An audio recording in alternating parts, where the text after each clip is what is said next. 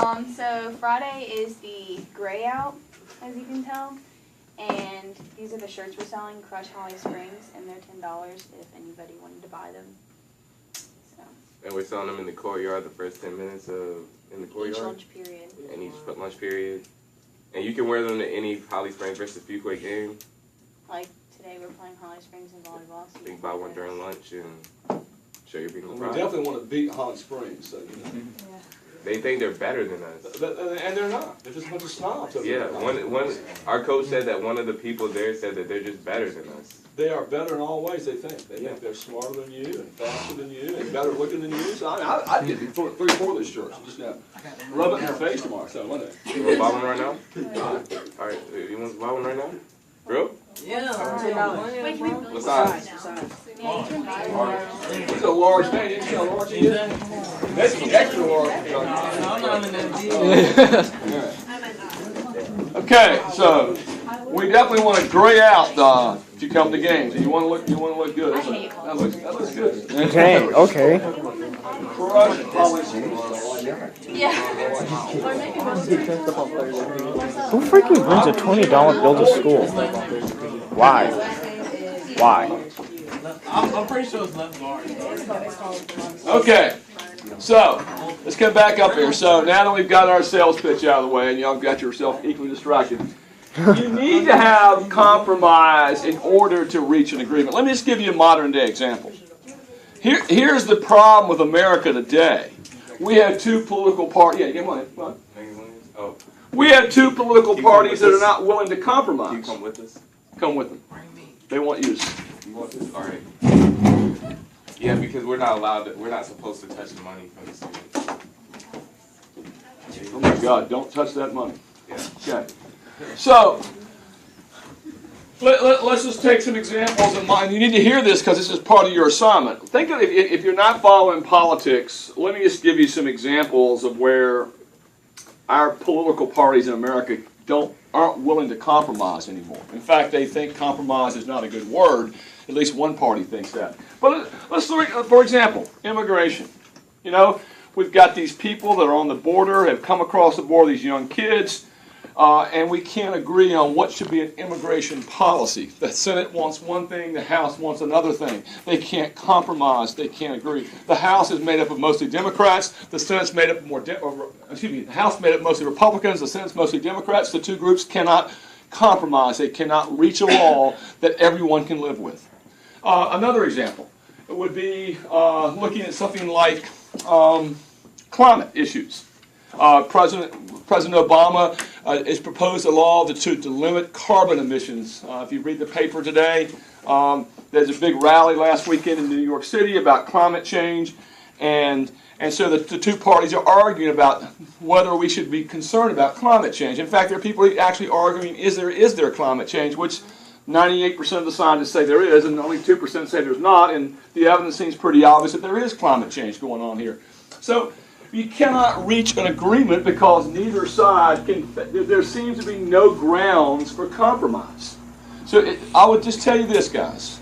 In American political history, in the history of our nation, compromise has been a very important thing to happen. We can't get anything done if we do not compromise. And the reason that we've passed no laws in the last 2 years in this country, the reason we can get nothing done, is because the 2 parties can never seem to agree on anything. So this seems like an easy thing. You know, Caitlin, you said meet in the middle. That seems like an easy concept. Why can't I give up something and you give up something and then we find this middle ground? Yeah. We're all stubborn.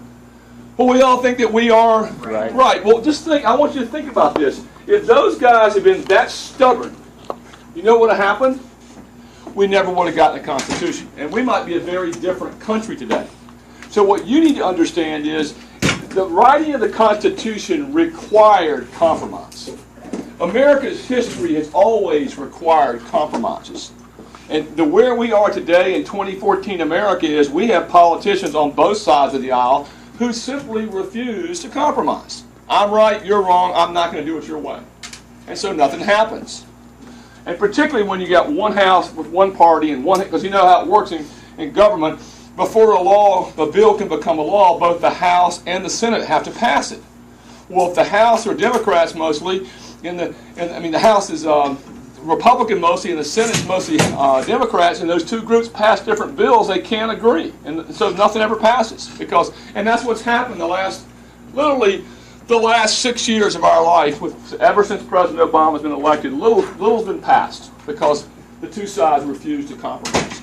Well, that's not an American tradition. So we're going to find out today why these delegates had to compromise and how they compromised. They did compromise. And had they not compromised, we would never have written a Constitution that's probably the greatest government document ever been written in mankind's history. This was a very important document that would never, in 2014, we couldn't agree to write a Constitution because people are too stubborn. They're not willing to try to meet people in the middle ground, okay? We seem to be so polarized. So let's look at this today, all right? So compromise is necessary when there is a disagreement. If you want to reach an agreement, if you don't want to reach an agreement, then you ain't going to worry about it. But we assume they want to reach an agreement. They went to Philadelphia. Remember, what was their original purpose when they went to Philadelphia in 1787? To amend the Articles. And then they realized we can't because the people could not agree. The only 12 states were even there. It takes 13.